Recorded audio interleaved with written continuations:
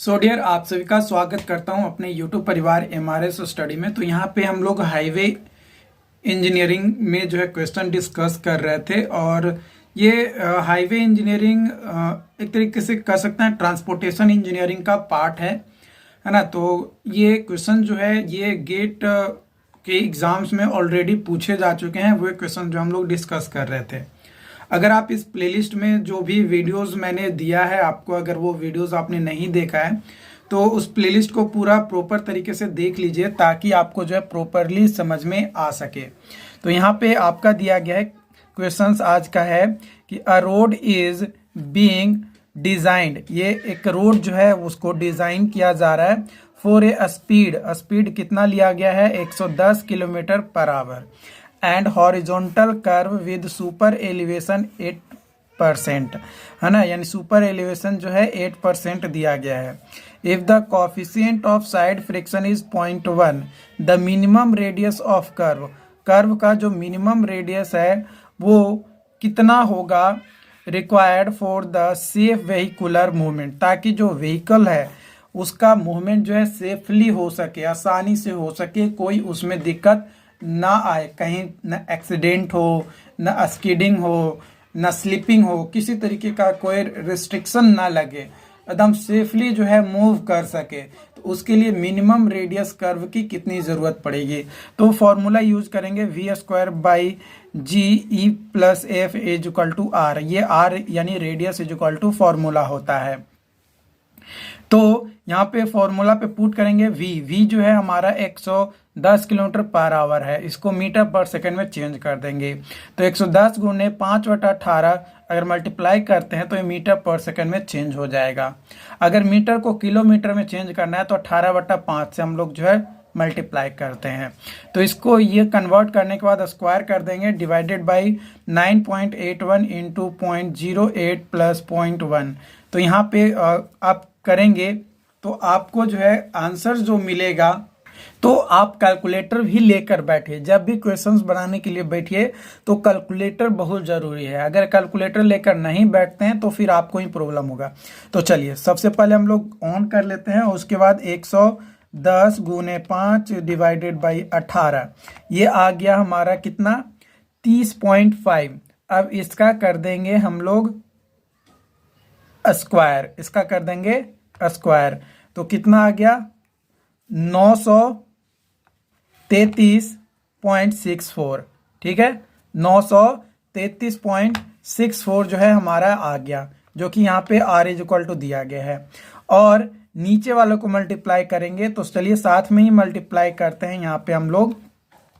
तो देखो मल्टीप्लाई करेंगे 9.81 गुने 0.08 प्लस 0.1 कितना आ गया 10.59, ना 10.59 जो है ये आपका आ गया। यहाँ पे कुछ गलत था क्या, शायद गलत है ना। क्या गलत है? गलत ये है कि यहाँ पे हम लोग पॉइंट लगाना छोड़ दिए। अब पॉइंट लगाए, हमारा आ गया सेम टू सेम, ये डाल दिए और इसको डिवाइड कर दिए तो आपका आंसर आ गया 528.73 मीटर, जो कि ऑप्शन नंबर डी में दिया गया है। ठीक है, अप्रोक्सीमेटली, कई बार जो है आपको एग्जैक्ट आंसर नहीं मिलेंगे तो अप्रोक्स आंसर जो है आपको ढूंढना होगा। अगला क्वेश्चन है road roughness is measured using. किसकी मदद से रोड रफनेस को जो है मेजर किया जाता है? तो बम्प इंटीग्रेटर की मदद से मेजर किया जाता है। अगला क्वेश्चन है अ व्हीकल, एक व्हीकल है जो कि नेगोशिएट करता है transition curve with uniform speed, एक यूनिफॉर्म स्पीड के साथ, if the radius of horizontal curve का जो रेडियस है एंड एलोएबल जर्क जो है वो दिया गया आर और J respectively, the minimum length of transition curve का मिनिमम लेंथ क्या होगा? तो मिनिमम लेंथ निकालने के लिए फॉर्मूला हम लोग यूज करते हैं v² by RJ। Option number D is the right answer. उसके बाद अगली क्वेश्चंस की ओर बढ़ते हैं। अगला क्वेश्चन है the value of lateral friction, है ना। लैटरल फ्रिक्शन का जो वैल्यू है, या फिर कह सकते हैं कि जो साइड फ्रिक्शन का जो वैल्यू है used in A design of horizontal curve, horizontal curve के केस में डिजाइन कर रहे हैं एज पर IRC यानी इंडियन रोड कांग्रेस गाइडलाइंस। तो कितना जो है लैटरल फ्रिक्शन और साइड फ्रिक्शन का वैल्यू जो हम लोग लेकर चलते हैं। तो लैटरल फ्रिक्शन या साइड फ्रिक्शन का वैल्यू 0.15 जो है लेकर चलते हैं। वही अगर लॉन्गिट्यूडनल फ्रिक्शन रहेगा तो 0.35 टू 0.40 तक ये जो है रेंजेस होता है। ये होता है लॉन्गिट्यूडनल फ्रिक्शनल का, लॉन्गिट्यूडनल फ्रिक्शन का जो है कोफिशिएंट ऑफ फ्रिक्शन का वैल्यू होता है। अगला क्वेश्चन है आपका यहाँ पे कि the length of submit curve, submit curve का जो लेंथ है on A two lane two way, है ना। ये मान लो हमारा रोड है और बीच में ये डिवाइडर है और ये जो है टू लेन हो गया, है ना, और टू वे है, इधर से भी गाड़ी जा रहा है और इधर से भी जा रहा है, तो टू वे हो गया। तो इसमें जो डिपेंड करेगा लेंथ ऑफ सबमिट कर्व वो किसके ऊपर डिपेंड करेगा। तो यहाँ पे 4 ऑप्शन दिए गए हैं। तो यहाँ पे होगा रिक्वायर्ड ओवरटेकिंग साइड डिस्टेंस, है ना, कि कितना ओवरटेकिंग साइड डिस्टेंस है उसके बेसिस पे लेंथ ऑफ सबमिट कर्व जो है वो डिपेंड करेगा। अगला क्वेश्चन है the design speed for a national highway, है ना। एक नेशनल हाईवे यानी एक NH जो है बना रहे हैं, उसका डिजाइन स्पीड जो है 100 किलोमीटर पर आवर है। If the maximum permissible super elevation is 0.1, maximum permissible super elevation जो है 0.1 है and coefficient of lateral friction 0.15 दिया गया है। The ruling minimum radius of horizontal curve of highway should be, तो जो रूलिंग मिनिमम रेडियस होगा हॉरिजॉन्टल कर्व का उस हाईवे का, वो बताना है कि क्या होगा। 4 ऑप्शन आपके यहाँ पे दिए गए हैं। तो देखो वेलोसिटी जो है यानी जो स्पीड है वो दिया गया है 100 किलोमीटर पर आवर, उसको मीटर पर सेकेंड में चेंज किए 5/18 से मल्टीप्लाई करके, तो 27.78 मीटर पर सेकेंड आ गया। ई मैक्स यानी मैक्सिमम जो परमिसिबल सुपर एलिवेशन है 0.1 दिया गया है, लैटरल फ्रिक्शन दिया गया है 0.15। तो रूलिंग जो मिनिमम हॉरिजॉन्टल कर्व होगा रेडियस वो होगा R minimum is equal to V²/G into 1+F। तो यहाँ पे कल वैल्यू पुट करेंगे और कैलकुलेट करेंगे तो अप्रोक्सीमेटली आएगा 315 मीटर, जो कि ऑप्शन नंबर बी में दिया गया है। ओके, अगला क्वेश्चन है SSD यानी stopping sight distance and friction coefficient R, ये दोनों क्या है। तो इन्वर्सली प्रोपोर्शनल है एक दूसरे के, ये याद रखिएगा। SSD का मैंने फॉर्मूला बताया था, है ना, SSD का। तो आप हमें कल कमेंट करके बताइएगा कि क्या मैंने फॉर्मूला आप लोगों को बताया था SSD का। अगला क्वेश्चन है यहाँ पे द डिजाइन वैल्यू, जो डिजाइन वैल्यू है लैटरल फ्रिक्शनल कोफिशिएंट का किसी भी हाईवे पे वो कितना होगा। तो ऑब्वियसली लैटरल फ्रिक्शन की बात कहा जा रहा है या साइड फ्रिक्शन की बात कहा जा रहा है, तो ऑप्शन नंबर डी 0.15 हो जाएगा।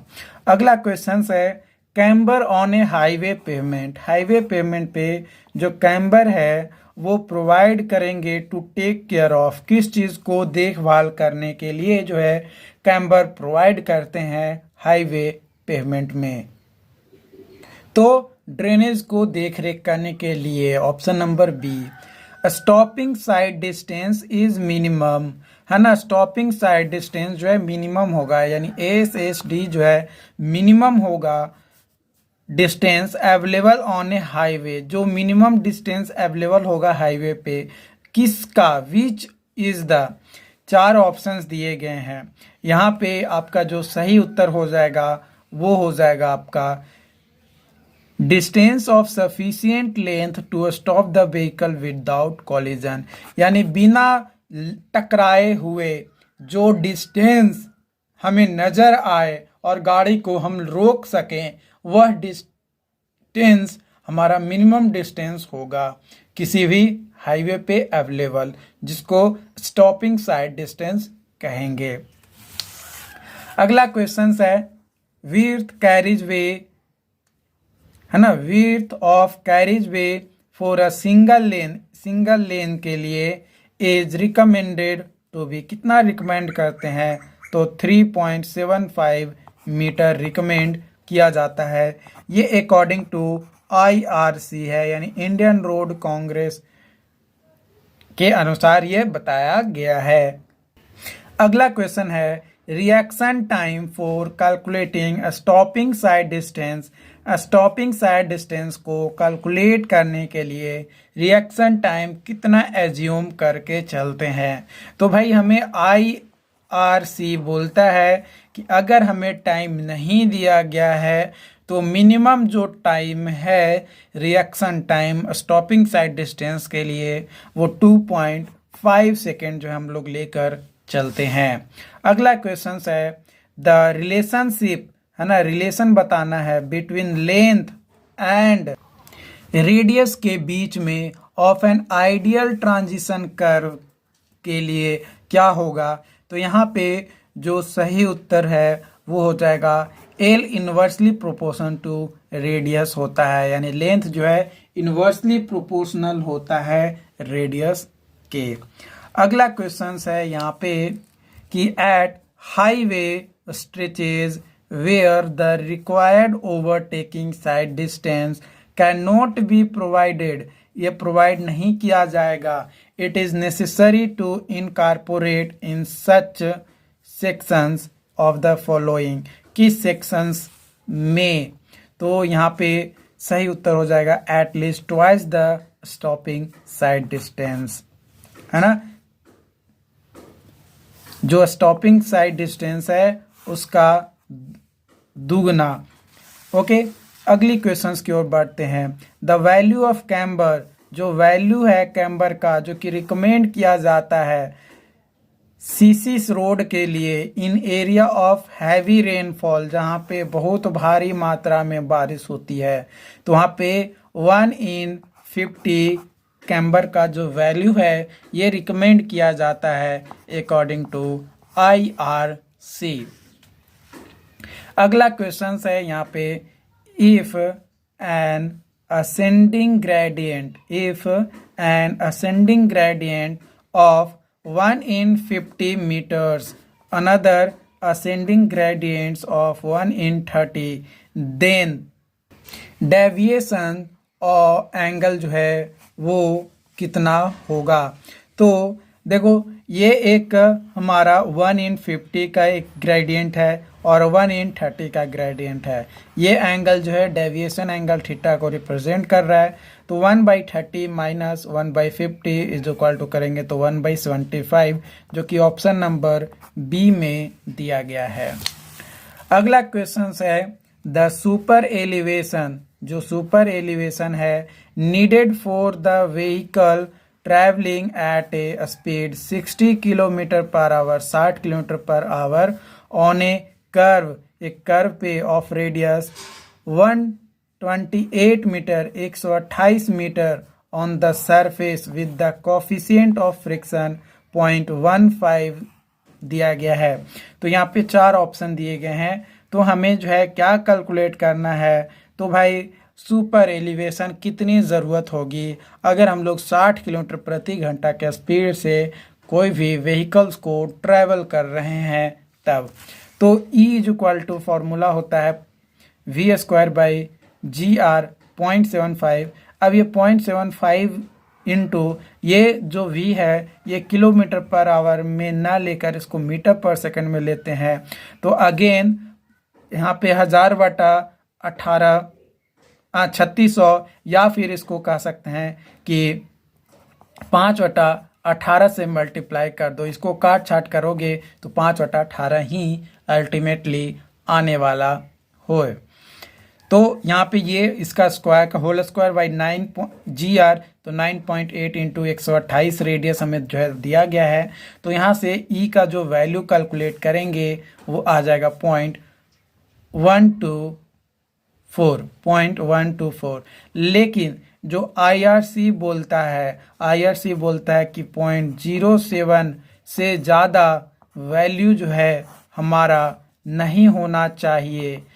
किस चीज़ का? तो सुपर एलिवेशन का, यानी 7% से ज़्यादा सुपर एलिवेशन का जो वैल्यू है वो नहीं होना चाहिए। तो इस कंडीशन में हमारा ये तो ज़्यादा आ जा रहा है, तो जो नीडेड हमें सुपर एलिवेशन प्रोवाइड करने की होगी वो आंसर हम लोग ये लिखेंगे, जो कि ऑप्शन नंबर अगर बात किया जाए तो ऑप्शन नंबर डी में दिया गया है। ओके, अगली क्वेश्चंस की ओर बढ़ते हैं। Transition curves are provided, transition curve जो है प्रोवाइड किया जा रहा है on the approach to horizontal curve in order to, किस ऑर्डर में प्रोवाइड किया जाता है? तो reduce jerk to allowable level, जो भी लेवल पे है उस लेवल पे जर्क को कम करना, इस कंडीशन में ही जो है ट्रांजिशन कर्व को यूज किया जाता है। मान लो कि ये हॉरिजॉन्टल का स्ट्रेट रोड है और डायरेक्ट हमें जो है मुड़ना है ऐसे, तो इसको जो है डायरेक्ट मुड़ेंगे तो इसमें जो है सुपर एलिवेशन होता है जो कि इस तरीके से होगा, जो कि हमें एक जर्क प्रोवाइड करेगा। तो जर्क प्रोवाइड करेगा, उसको कम करने के लिए हम लोग जो है धीरे धीरे ट्रांजिशन कर्व को प्रोवाइड करते हैं, इंट्रोड्यूस करते हैं और धीरे धीरे वो मुड़ जाता है।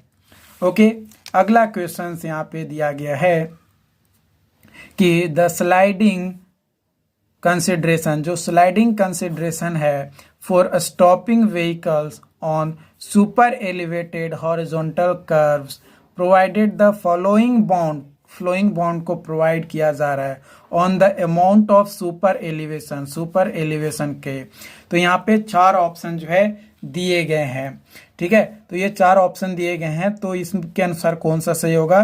तो जो ई है वो लेस देन इक्वल टू होना चाहिए कोफिशिएंट ऑफ साइड फ्रिक्शन के, जो कि ऑप्शन नंबर डी हो जाएगा। अगला क्वेश्चन है द आइडियल फॉर्म, जो आइडियल फॉर्म है कर्व का फॉर समिट कर्व के लिए वो क्या होगा? लेमनिस्केट्स, पैराबोलिक, सर्कुलर या स्पाइरल? तो parabolic is the right answer. अगला क्वेश्चन है at highway stretches where overtaking sight distance can not be provided, overtaking sight distance जो है प्रोवाइड नहीं किया जाता है। It is necessary to incorporate, ये नेसेसरी है तो क्या? At twice the stopping sight distance, option A is the right answer. अगला है transition curve is provided, transition curve को प्रोवाइड किया जाता है हॉरिजॉन्टल अलाइनमेंट में। क्यों प्रोवाइड किया जाता है? ताकि जो सुपर एलिवेशन का जो एप्लीकेशन है उसको प्रॉपर तरीके से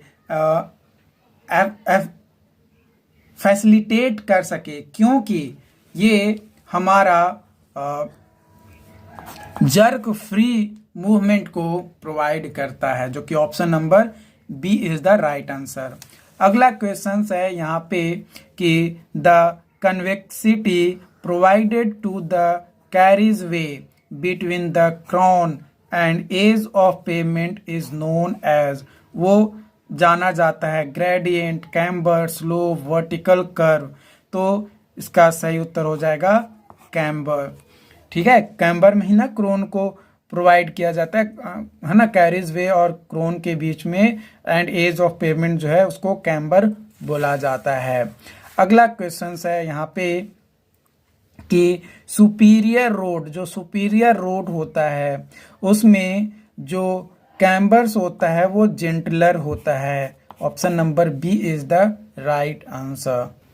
अगला क्वेश्चन है the distance travelled by a moving vehicle during perception time के दौरान जो डिस्टेंस ट्रेवल किया जाएगा and braking reaction time is known as, उसको क्या बोला जाता है? तो उस टाइम को बोला जाता है लैग डिस्टेंस। क्या बोला जाता है उस डिस्टेंस को? लैग डिस्टेंस कहा जाता है। अगला क्वेश्चन है द स्टॉपिंग साइड डिस्टेंस यानी SSD for a level highway, है ना, जो लेवल हाईवे होता है 140 मीटर होता है। For a design speed of, जो डिज़ाइन स्पीड होता है 90 kilometre per hour. The acceleration due to, जो एसिलरेशन होता है due to gravity and acceleration rate जो है वो 9.8 metre per second square and 3.5 metre per second square दिया गया है। यानी एसिलरेशन ड्यू टू ग्रेविटी 9.81 और एसिलरेशन दिया गया 3.5 मीटर पर सेकेंड स्क्वायर। तो जो परसेप्शन और जो रिएक्शन टाइम होगा यूज्ड इन एसएसडी, है ना, यानी स्टॉपिंग साइड डिस्टेंस को कैलकुलेट करने के दौरान वो टाइम क्या होगा? तो हम लोग जानते हैं कि stopping sight distance is equal to formula होता है v into T plus V square by 2 F G, है ना, या ए यू जी भी कह सकते हैं, यहाँ पे ए जी भी ले सकते हो, है ना, क्योंकि एसेलरेशन को ये रिप्रेजेंट कर रहा है तो वो ले सकते हो।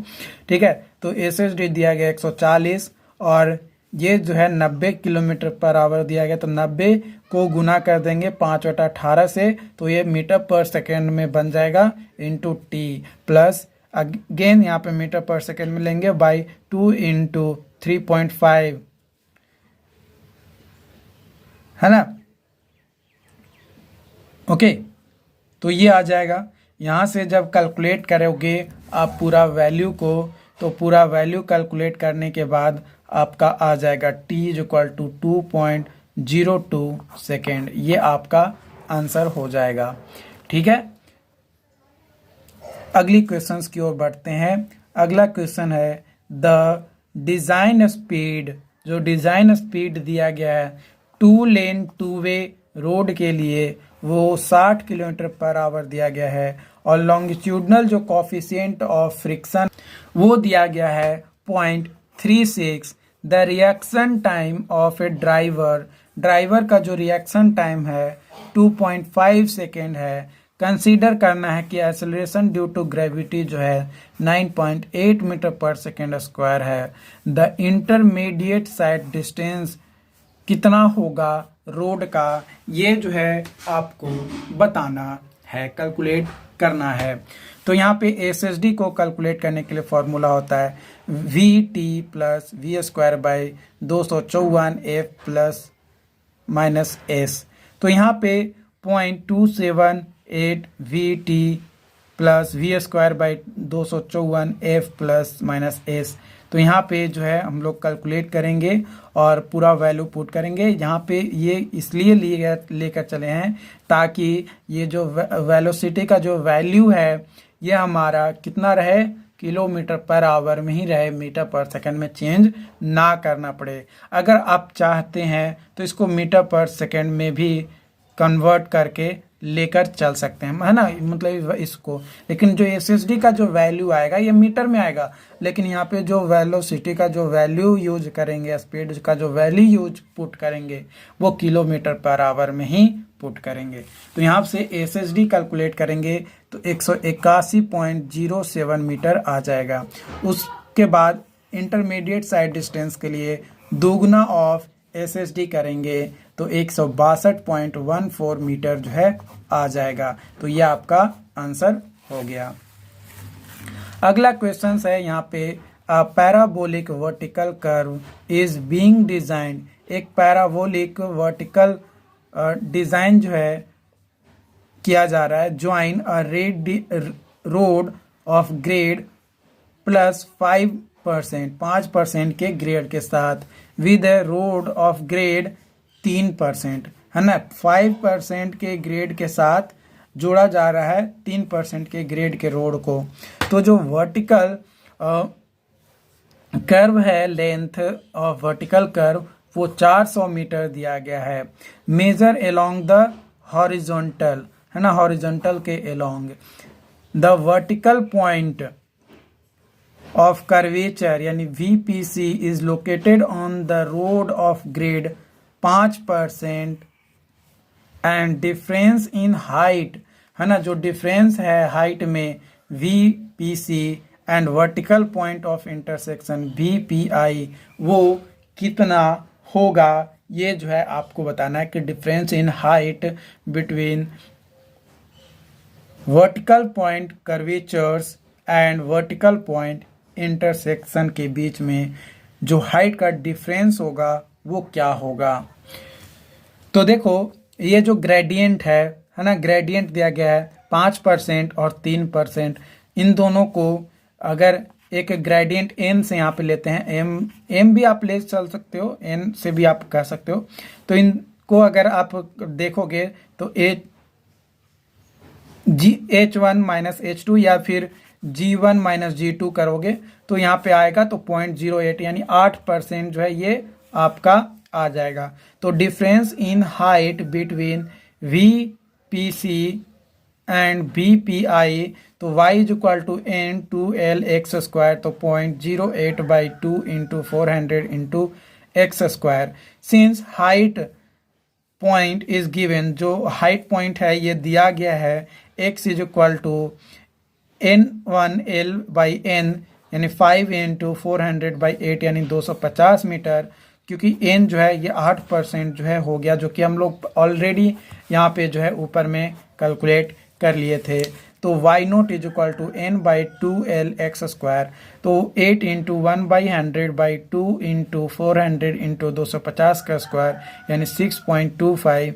एक तो ये आंसर हो गया, है ना। इसके अनुसार हम लोग जो है डायग्राम को ड्रॉ कर लिए कि ये हमारा VPC है और ये VPI है, ठीक है। अब डिफरेंस की बात किया जाए बिटवीन VPI एंड VPC, तो y प्लस y0, तो n1x प्लस y0, तो यहाँ से कैलकुलेट करोगे तो 18.75 मीटर, ये आपका जो है आंसर हो गया। ऐसे आप ये आंसर भी कर सकते हो, ये आंसर भी कर सकते हो।